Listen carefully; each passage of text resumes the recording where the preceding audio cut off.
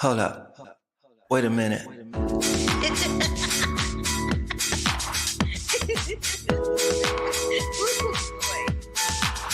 I wish you love, peace, and hair grease. Love, peace, and hair grease, y'all. Yeah, you know I'm shooting straight from the hip. This is Carla Renata, aka the Curvy Critic, and I shoot straight from the hip. Yeah, you know I'm shooting straight from the hip. Love, peace, and hair grease. Yeah, you know I'm shooting straight from the hip.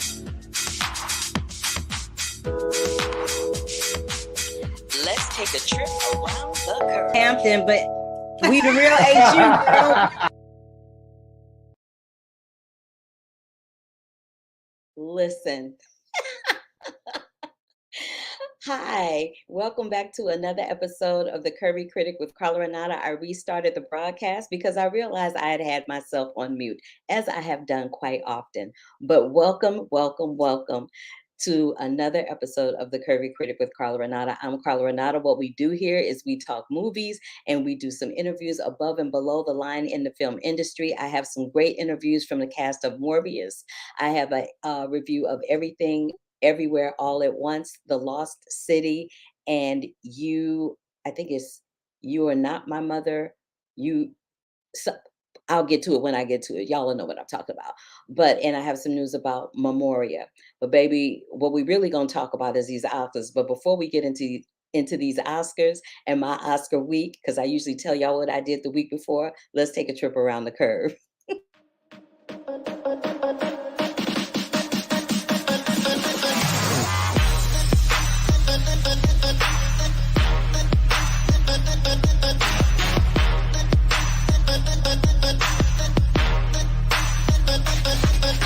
Let's take a trip around the curve, baby. Gabrielle Union is set to star in season 3 of Apple TV's anthology series Truth Be Told. Euphoria star Nika King signed with Wonder Street, and Julia Roberts is playing Martha Mitchell in the new Starz series Gaslight, premiering on April 24th.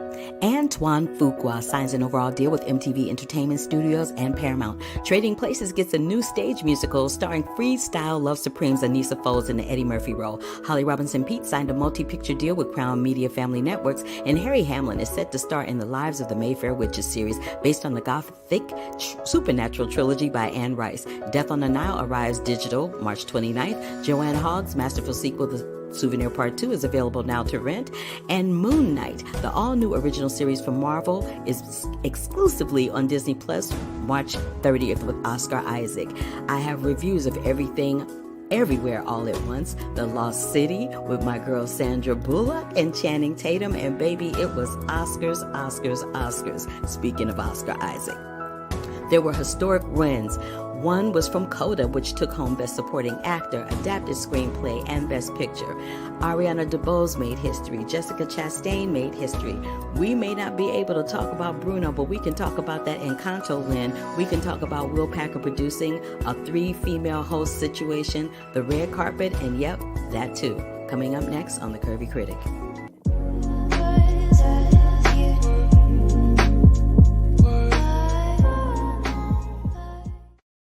All right, so let's get right into it. It was Oscars, Oscars, Oscars. But before that went down, this happened. Morris Chestnut, my boy from The Best Man Holiday, from all kinds of different movies, Boys in the Hood, baby, you name it, he's been in it. He was honored with a Hollywood star on the Hollywood Walk of Fame last week. And then I got my Oscars groove going on with Emily's List, an organization that supports pro-choice women that are running for office. Our President LaFonza Butler spoke. Our former President Emily spoke. I had an opportunity to hang out with my girl Yvette Nicole Brown and Sarah Jones, who has a feature film based on, or a docu-feature film based on her one-woman show, Sell by Date. And I can't wait to tell y'all about that. She's actually going to come here and speak with me about that. I also showed up with Kelly Carter. She has a podcast called Close Up with Kelly Carter. It is produced by ABC, and you can find it anywhere that you can find podcasts. Samuel L. Jackson received the Honorary Governor's Award along with Danny Glover, Elaine May, and Liv Ullman.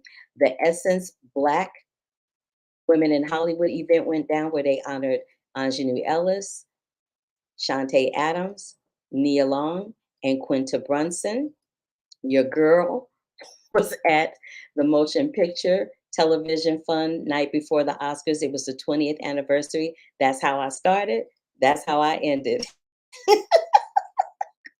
So that is that.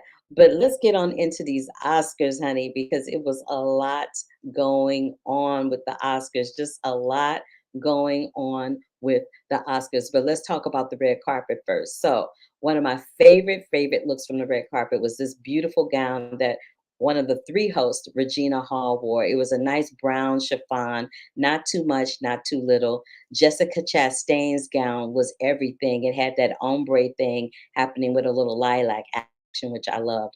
Lupita Nyong'o looked like a walking Oscar, just chocolate yummy goodness. And my former TV daughter Zendaya, of course, slayed on the red carpet with this look, which actually a variation of that look happened with Sharon Stone back in the day. So she just upped it a notch and made it a little more, contemporary. And then of course, I got to support my girl Anjanou Ellis, who looked wonderful in this orange vision of loveliness. Now let's just talk about the Oscars, shall we? Let's talk about the fact that it was produced by the first time by an all African American team led by Will Packer. It was the first time the Academy had three hosts, and they were all three women: Amy Schumer, Wanda Sykes, and Regina Hall. There was a lot of history made, and everybody was a first time winner, including Ariana DeBose, Troy Kotzer, Jessica Chastain, all of them first time winners. Jessica Chastain has been nominated before, but Troy and Ariana, it was their first time out the gate.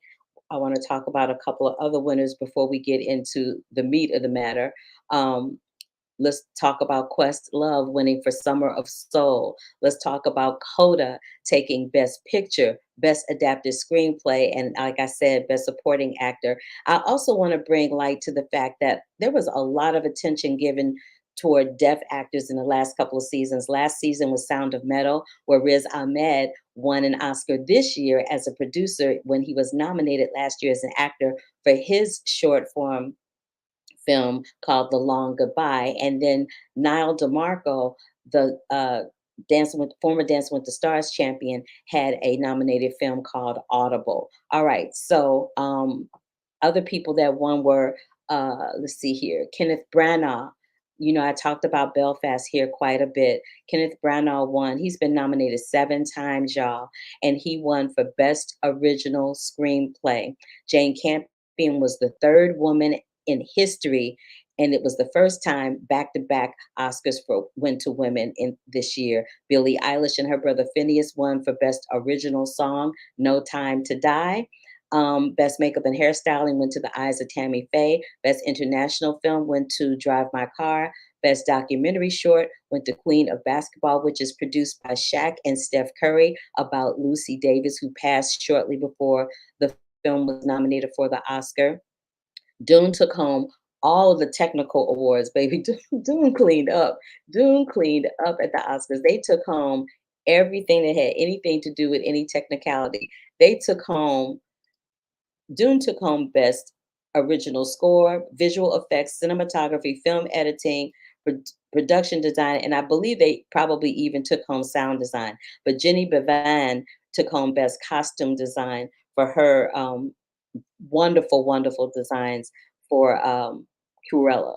If you saw that, if you've seen Cruella, she has this one design that just I can see it now. It's this beautiful dress that Emma Stone has when she's on the back of this truck, and it has this long, beautiful train, and then it detaches. It was everything. If anybody was going to win an Oscar for costume design, it was going to have to be that girl right there. So I'm going to talk about a couple of films now, do a couple of reviews before we get into this Morbius situation. I can't review Morbius this week, and I will have the written review up at my site, thecurvyfilmcritic.com.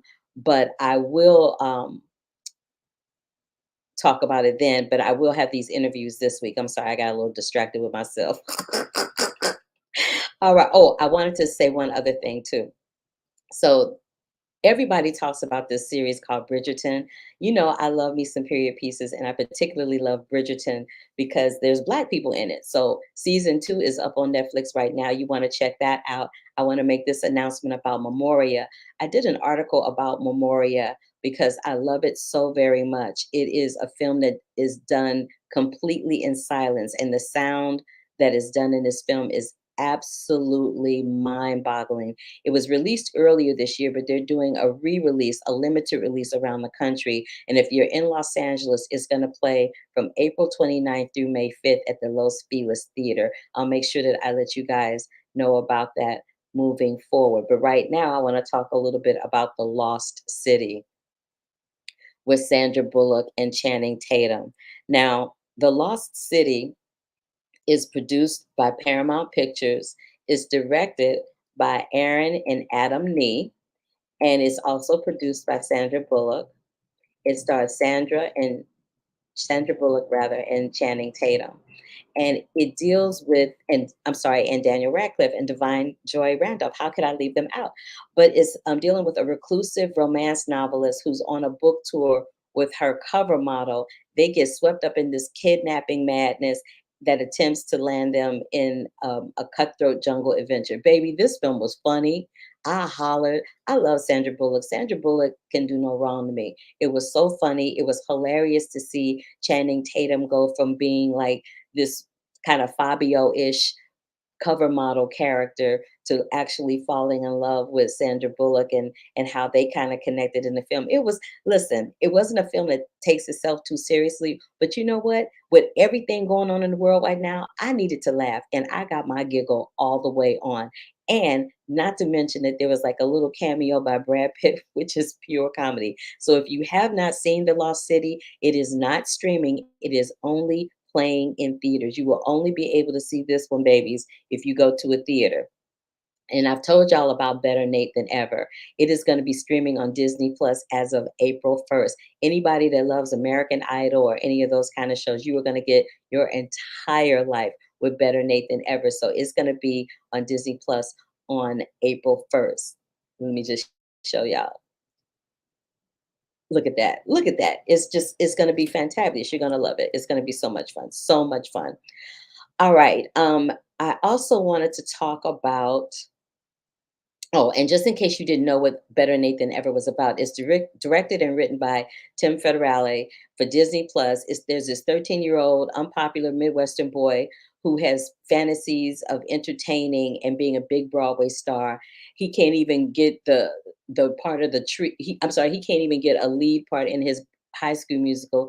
He gets cast as a tree. He goes to New York and he ends up making his dreams come true when he auditions for Lilo and Stitch the musical. Yeah, you heard me. Lilo and Stitch the musical. It made me laugh out loud. Y'all, I'm telling you, it was hella funny. Now, let me tell you about this other film that I saw called You Won't Be Alone. I could never remember the title of it because I wanted to say You'll Never Be Alone. I want to say everything but You Won't Be Alone. But the film is called You Won't Be Alone. It's directed and written by Garen Stolovsky for Focus Features. And it stars Nomi Rapis, Alice Englet. I know I'm butchering these people's names and I'm so sorry. Anna Maria Marinka, Sarah Kilmoska, and Felix Maratod. This film was crazy. It deals with an isolated mountain village in 19th century Macedonia where this young girl is kidnapped and then transformed into a witch by an ancient spirit. This is what I got out of this film. It was like if you took Into the Woods, the musical, and you made into a narrative, kind of not so much a horror film, but like a horror thriller situation. That's what You Won't Be Alone was. It was crazy, but it was very intriguing. It was like you couldn't stop watching it. The cinematography was wonderful, and I'm not a big horror fan, as y'all know, but this film really intrigued me because I was able to connect that whole ideology of you won't be alone, um, Rapunzel, the young lady, the whole story with the witch in Into the Woods, I could relate to that because I'm a musical theater baby. But somebody that's not musical theater may not get it. But oops, the lights are falling all over the place. They may not get it, but I promise you, um, it's a really good watch, and I highly suggest checking it out. So there's that. What else did I want to tell you about? I wanted to tell you about um Morbius, which is going to come to you on April 1st. So, as I said, the film is under embargo, so I cannot speak about the film itself. But what I can do is I can play these interviews for you. I had a chance to chalk. I had a chance to talk with Matt Smith, who plays Milo, Jared Leto, who plays the title role of Morbius, and Daniel Espinosa, the director, and Adria Arjona. Um, so I think we'll get started with Adria and Daniel first and move our way backwards. So take a look and a listen to this interview with Daniel Espinosa and Adria Arjona from Morbius. So Daniel, I know that you have billed yourself as the second biggest comic book fan ever, but who's the first? Oh, I was going to ask that. Oh, the first guy is this. There's this actor called Nicholas Bro. You know, a wonderful human being and a great actor, big Danish actor. He became a celebrity when he was 22, and he's poured, I mean, all his money into comic books. So going home to his place, it's a bit like meeting a hoarder slash genius. You know. He's, you know, I have nothing on him, and I'm the second biggest in Scandinavia. I mean, okay, you're like, okay, you're like, let me break it down in Scandinavia, not the globe. No. I ain't getting close to Germany or France. I'm talking about small countries. It's like being the best in Wisconsin. You know, you know. That is hilarious. And Adria, I want to find out from you, how did you stumble upon AOC to look to her as inspiration to craft Martine? How could you not? I mean, how can you not know who AOC is? Yeah, I just really loved the way that she spoke, and I just watched so many of her interviews, and yeah, I sort of fell in love with the way that she speaks with conviction and isn't afraid of telling a room full of white men that there has to be change, and that feels cool. And she's fearless in the way that she speaks and how she speaks. And I like that about Martine. I think Martine's one of those women that, you know, open their mouth and people just shut up. And I love that. And I think that was an element to her that I fell in love with. But, you know, I think Sade was also a big inspiration for us. I think aesthetically, you know, the hair, the outfits, like the way that clothes sort of fit, we really like that visually. And then my aunt, who's a doctor in Puerto Rico, you know, she was a big inspiration for me. And I think she's the most Martine, in my opinion. She has so much hope for medicine. So it was like a mixture of a bunch of very powerful and smart women that inspired me to listen. You sound like you probably could have inspired yourself, because you're powerful too. So I'm just gonna give you that. Okay. Thank you. I'm just gonna give you that. Now, Michael goes through many transformations in this film. What transformation did you go through as a director, Daniel? And what transformation did you go through, Adria, to inhabit your role as a scientist? And what transformation, Daniel, did you go through in directing this film? And I'll start with Adria first.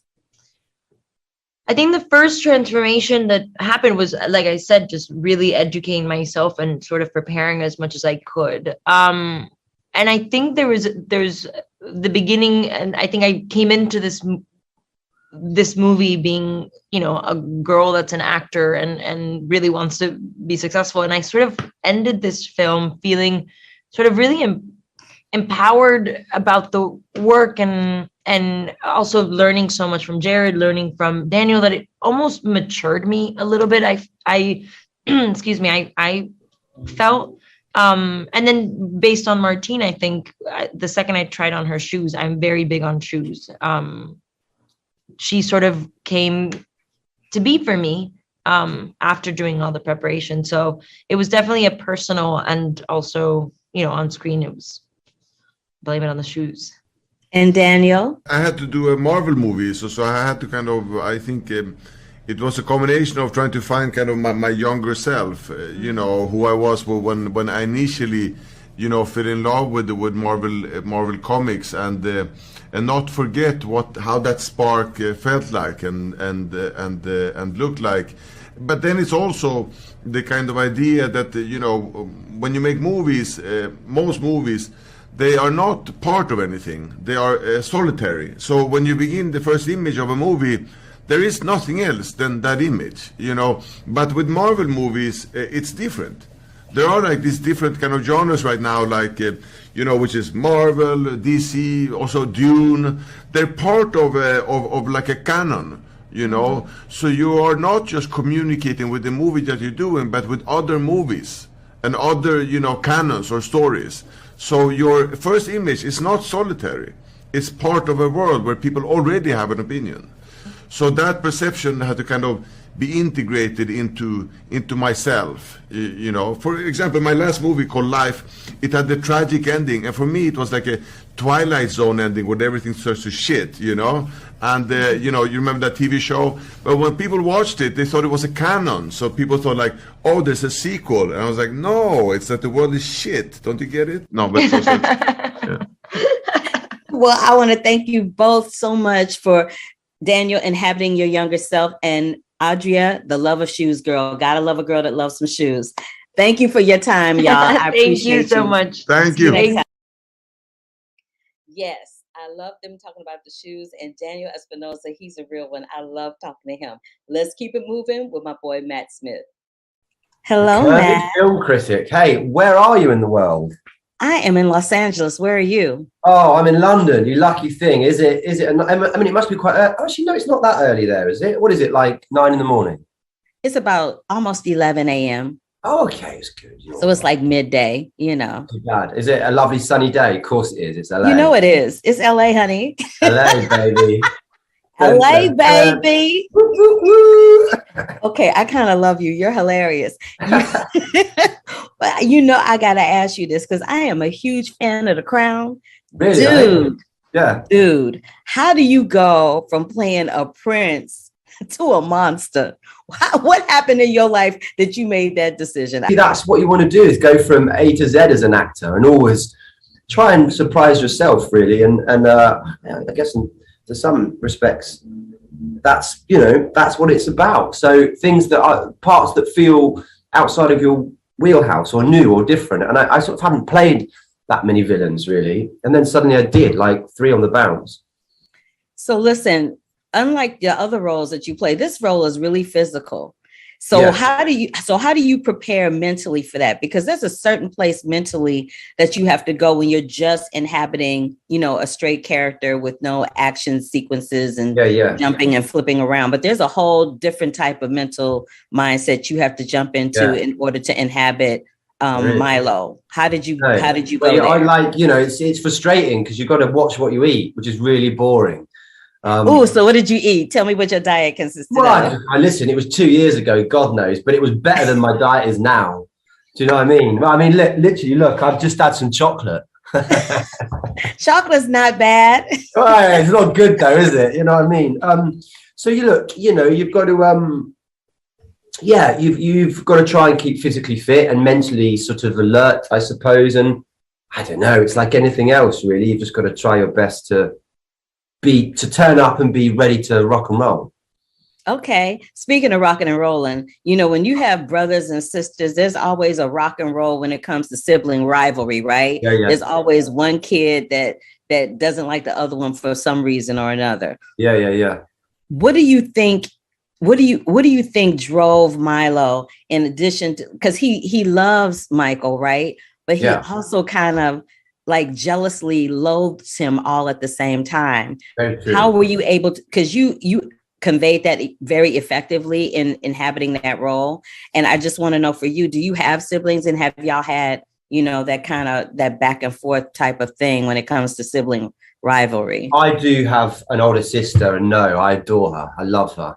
Aww. She's glorious to me, and she's always been, I admire, you know, she's always looked after me. She's sort of 4 years older than me, and She's fabulous, really. She really is. So no, but I think it's a very pertinent point and it's true point, isn't it? You know, and especially of Michael and Milo, it's like it's love and hate all at the same time rolled into one. And I think Milo feels more and more sort of ostracized and left out, and it makes him a bit sort of bitter and mad.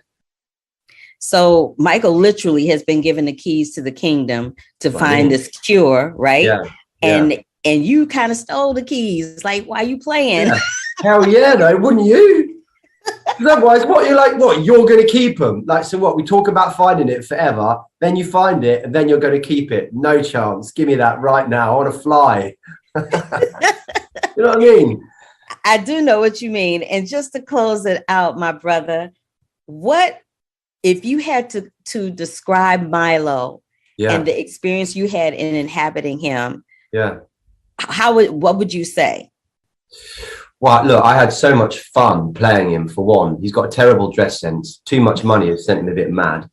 But ultimately, I think Milo sort of had the right idea. Run with it, baby. Run with it. You know what I mean? I do. And I'm going to run with it and run out of this because my time really, is up. It's really nice to meet you, the Kirby TV critic. What a pleasure. Thank you. I'll see you soon. Bye. Have a good day in LA, baby. You Bye. too, baby. Hey. Bye. He made me laugh so hard. He was hilarious. I'm trying to fix this light. There we go. He made me laugh so hard. He was hilarious. Matt Smith is Milo, honey. I was in love with him from The Crown because I loved him playing the prince in The Crown. But the person I saw in The Crown and the person that I saw in Morbius were two different people. Y'all are going to love him in that movie. And I'll talk about it when I come back. I have some things to say about that. But last but not least, I spoke with Jared Leto, and he was kind of comical too. So take a look and a listen to this interview with Jared Leto from Morbius. Hey, Jared. Hello. I'm digging the red light behind you, brother. Thank you so much. You know, just a little glow.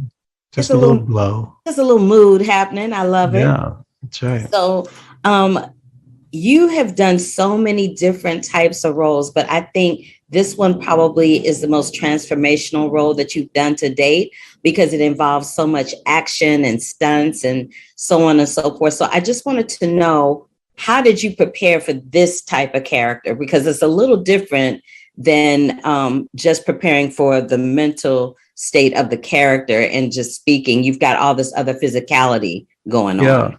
Yeah, it's a great question, and it is very different for me. I've never done anything quite like this before, but I was really attracted to the fact that there's a huge transformation here between this very sick and frail Dr. Michael Morbius, as we first meet him, who's searching for a cure to this really rare disease. He ultimately finds it and then transforms to this very strong and healthy person, and then there's a price to pay, and he becomes monstrous and very powerful. So I was interested in that physical transformation. There were a lot of things I'd never done in like this before, but I really enjoyed it, I have to say, and I'm excited to introduce a brand new character to screens. And people have never met Michael Morbius before, and it's quite an honor to be asked to bring him to life. Well, it was an honor to watch you bring him to life. Thank you. So in this particular instance, Michael's basically been given the keys to the kingdom, so to speak. So how would you react if Jared, not Michael though, Jared was given the keys to the kingdom to do whatever he wanted to do with his life? How would you react to that? Wow. I'd probably jump off a cliff. I hope not. Maybe, I mean, I don't know, it might be too overwhelming. The keys to the kingdom, I don't know. Maybe I'd go to Disneyland. But it's always the best answer. You just add anything. I'll go to Disneyland. I'm going to Disneyland. That's right. Yeah, I mean, probably the first thought would be like, how do you make a contribution to the planet? What can you do to make a positive impact? Whether it's, but it's a big one and it's a fun question to ask. You know, in Michael Morbius's case, you know, this is a pretty selfless person, but gets put in a position where has to literally battle his inner demons. His inner demons kind of come to life, and you know, it's that battle with the primal self that's pretty fascinating to watch, I think.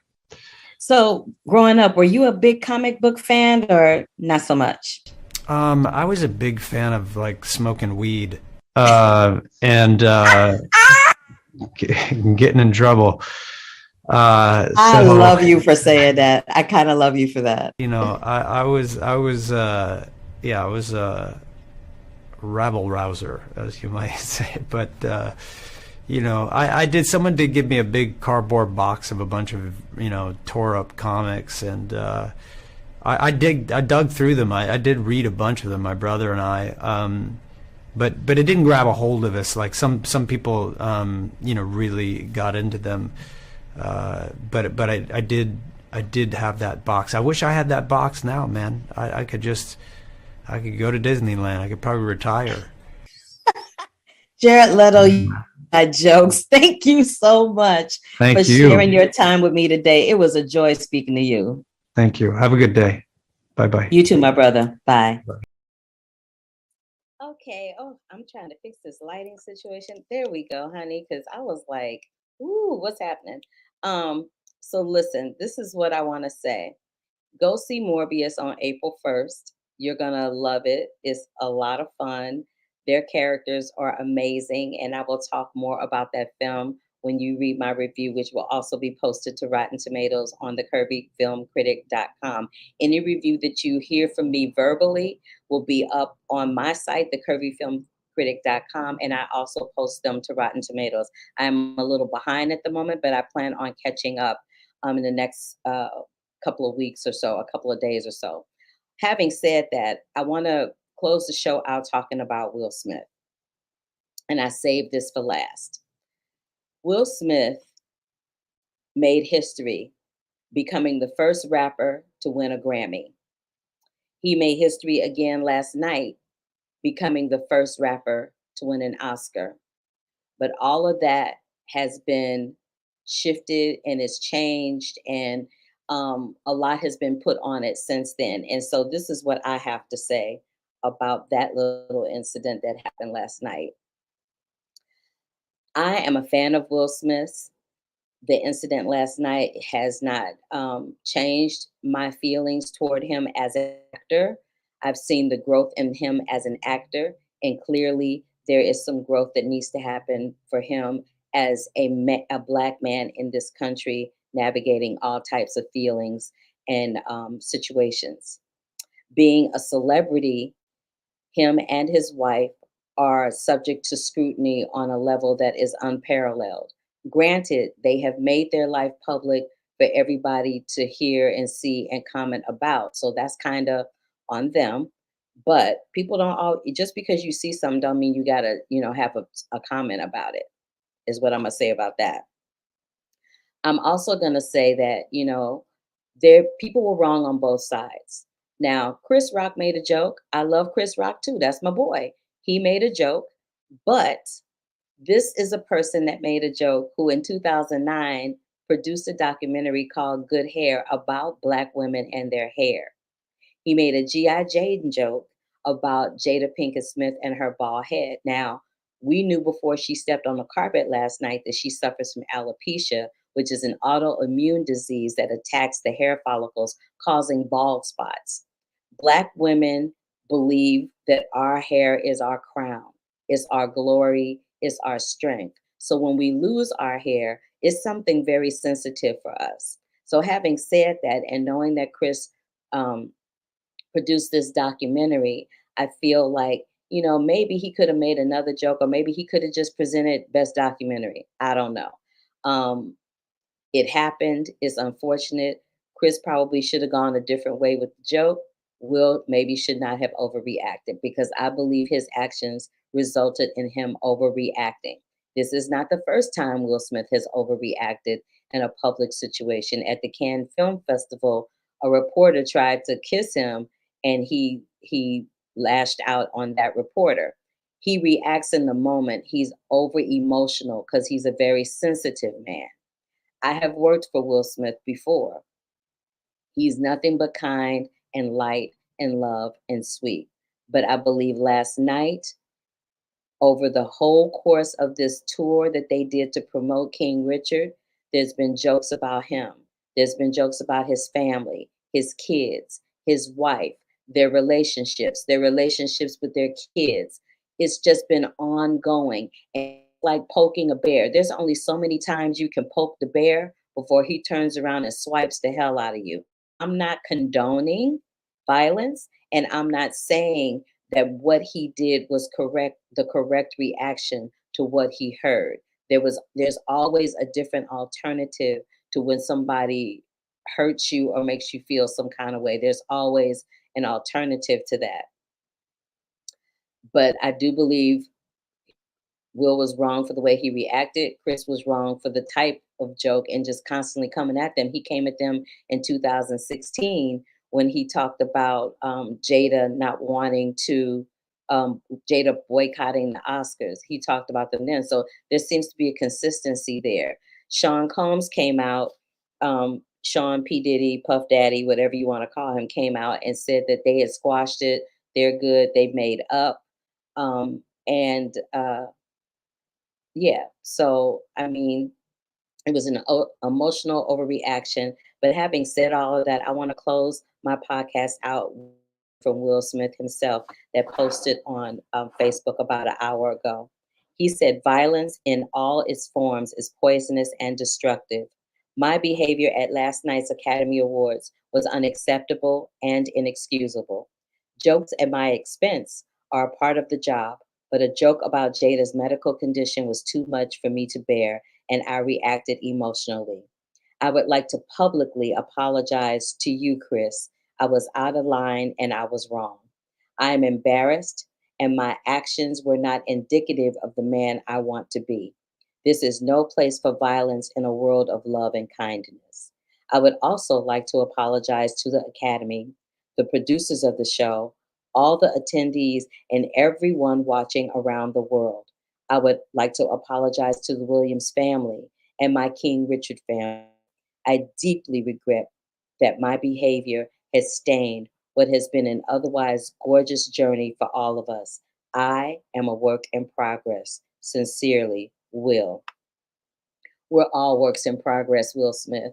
You made a mistake. We all make mistakes. So, what I suggest people do from this point on is move forward, put this behind us, and let's keep it moving. Let's celebrate the people that were first time Oscar winners last night. Let's celebrate the Ariana DeBoses, the Troy Kotsers, the Jessica Chastains, the Shaqs, the Steph Currys, the Quest Loves, and all the many other people that for the very first time were winning Oscars for their careers, for a project in their career that they were proud of and they put a lot of hard work, sweat, and tears to. And let's also hope that this incident brings some light to alopecia. Let's start talking about alopecia, and let's start talking about Black women and their hair and how alopecia affects that. Let's do that. Let's not be so quick to hop on the train and criticize and belittle somebody. That brother is at his lowest point he could probably ever be career wise based on what happened last night. But moving forward, I hope that he, his family, the industry, and everyone that is a fan that loves his work can move forward and continue to support him and uplift him in prayer and in light and in love. Having said that, I'm Carla Renata, the Curvy Film Critic. Please do me a favor. Give me a thumbs up to let me know you were here. Click that bell for notifications. If you are on YouTube, subscribe to the channel. And I am going to take a couple of weeks off. I'm going to take a couple of weeks off. I will see you guys back here around April 18th. I will post some written reviews on my site, thecurvyfilmcritic.com. I will post some interviews on the YouTube channel intermittently because I did do an interview today with Craig Robinson for The Good Guys. I have some interviews coming up from some other junkets, so I will post those as they come up, and I will make some announcements on social media to let you know where they are and how to find them. But your girl's going to take a couple of weeks off just to recharge, regroup, and decompress from Oscars 2022. All right. So, having said all of that, I hope you guys have a wonderful, beautiful, blessed week. I hope that you are still staying safe and washing those hands and wearing a mask if you feel like you need to. Yeah. And so, until the next time, stay safe, stay sane, keep that chin up, baby. And I will catch you on the flip side. Love, peace, and hair grease, y'all.